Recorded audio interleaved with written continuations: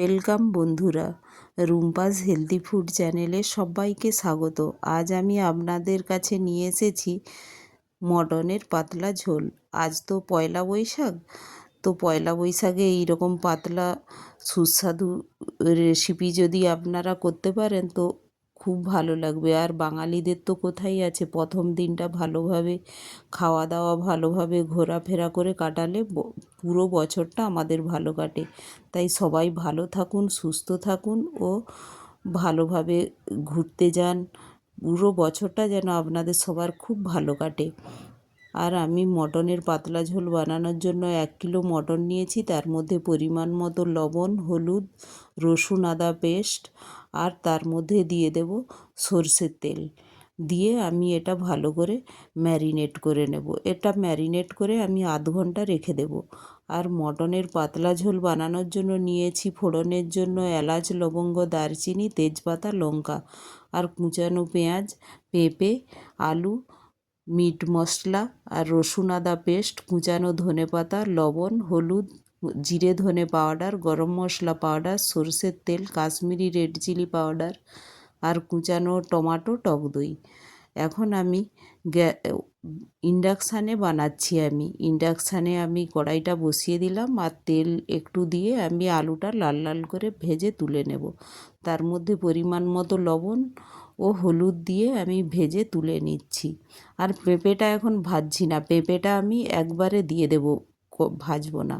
ওই কড়াইয়ের মধ্যেই আরও একটু সরষের তেল দিয়ে দিলাম। দেখুন খুব কম পরিমাণেই তেল দিয়েছি। আর ফোড়নটা দিয়ে দিলাম এলাচ, লবঙ্গ, দারচিনি, তার সাথে দিয়ে দিলাম কুচিয়ে রাখা পেঁয়াজ।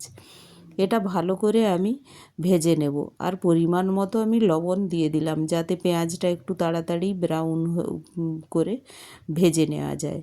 আর এটা ঢেকে দেখুন, পেঁয়াজ দিয়ে নাড়াচাড়া করে ঢেকে ঢেকে ভেজে নিচ্ছি, তো খুব তাড়াতাড়ি কুকও হয়ে যায়।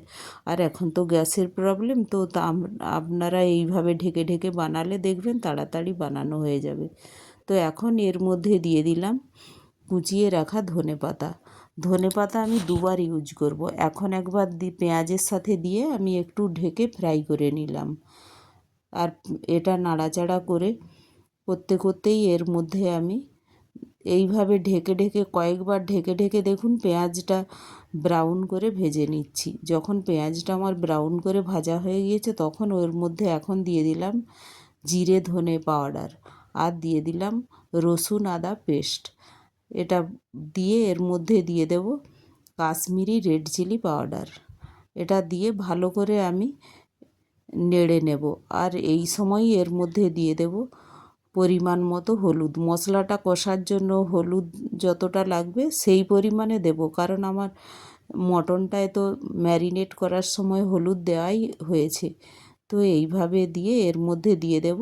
এগুলো কষে নেওয়ার পর এর মধ্যে দিয়ে দিলাম কুচিয়ে রাখা টমাটো। টমাটো দিয়েও আমি এটা ভালো করে আমি কষিয়ে নেব। আর এর মধ্যে দিয়ে দিলাম আর একটু লবণ। টমাটোটা আরও গলে যাবে তাড়াতাড়ি, তাই এর মধ্যে আর একটু লবণ দিয়ে দিলাম। আর মশলাটা দেখুন তেল কম আছে, তো একটু আমি মশলাটার মধ্যে জল দিয়ে দিলাম, দিয়ে এটা ভালো করে আমি কষিয়ে নেব। এই মশলাটায় জল দিয়ে এইভাবে ঢেকে ঢেকে আমি একটু ভালো করে কষিয়ে নেব। দেখুন একটু জল দিতেই মশলাটা একটু নরম হয়ে গিয়েছে, আর ঢেকে ঢেকে করলে এটা আরও নরম হয়ে যায়। তো এইভাবে কষিয়ে নেওয়ার পর এর মধ্যে দিয়ে দিলাম ফেটিয়ে রাখা টক দই। টক দইটা আমি ফেটিয়ে নিয়েছি দেখুন। এইভাবে টক দইটা আমি ম্যারিনেট করার সময় দিই না, এখন মশলার সাথে দিয়ে দিলাম। আর খুব কম পরিমাণে লবণ এখন ইউজ করা হয়েছে, তো টক দইটা ফাটবে না। তো এইভাবে আমি টক দইটা দিয়ে মশলাটা ভালোভাবে কষে নিচ্ছি। মশলাটা কষা হয়ে গিয়েছে, এখন এর মধ্যে দিয়ে দিলাম ম্যারিনেট করা মটনটা দিয়ে আমি ভালো করে মশলার সাথে কষিয়ে নেব। দেখুন এইভাবে মশলার সাথে ভালো করে মিশিয়ে নিয়ে একটু ঢেকে দিলাম। এইভাবে ঢেকে দেখুন আমি কষিয়ে নিচ্ছি। তো এইভাবে কয়েকবার আমি এইভাবে ঢেকে ঢেকে আমি ভালো করে কষিয়ে নেব। আর এই রকম নববর্ষের দিনে বাচ্চাদের মটন চিকেন খেতে সবারই খুব ইচ্ছে করে, তো কম তেলে এইভাবে বানিয়ে দিলে অতটা শরীরটাও ভালো থাকে আর ওরাও খুশি হয়ে যায়। তো এইভাবে কম তেলে অবশ্যই বানাবেন। তো এইভাবে দেখুন কয়েকবার আমি নাড়াচাড়া করে ঢেকে ঢেকে আমি পুরো মটনটা কষিয়ে নিচ্ছি। কষাটা যদি ভালো হয়ে যায় রান্না করতে আর বেশি সময় লাগে না। তো এইভাবে দেখুন এখন প্রায় কষা কষা হয়ে গিয়েছে। তো এই সময় এর মধ্যে দিয়ে দিলাম যে মিট মশলা নিয়েছিলাম ওটাও দিয়ে দিলাম, আর গরম মশলা পাউডারও দিয়ে দিলাম। দিয়ে এটা আমি ভালো করে মিশিয়ে নেব। মিশিয়ে এটা ঢেকে আমি কষে নিচ্ছি এখন।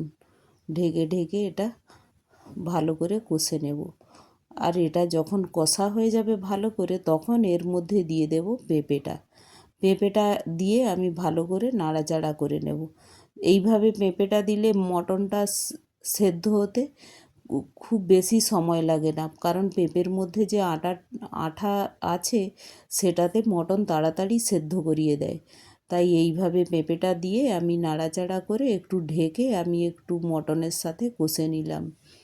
আর এইভাবে ঢেকে কষতে কষতে দেখবেন মটনটাও অনেকটা কুক হয়ে যায়। তো এইভাবে কষা হয়ে গিয়েছে, আমি ইন্ডাকশানটা বন্ধ করে দিয়েছি। এই সময় আমি প্রেসার কুকার নিয়ে এর মধ্যে দিয়ে দিলাম কষা মটনটা, আর তার মধ্যে দিয়ে দিলাম ভেজে রাখা আলু।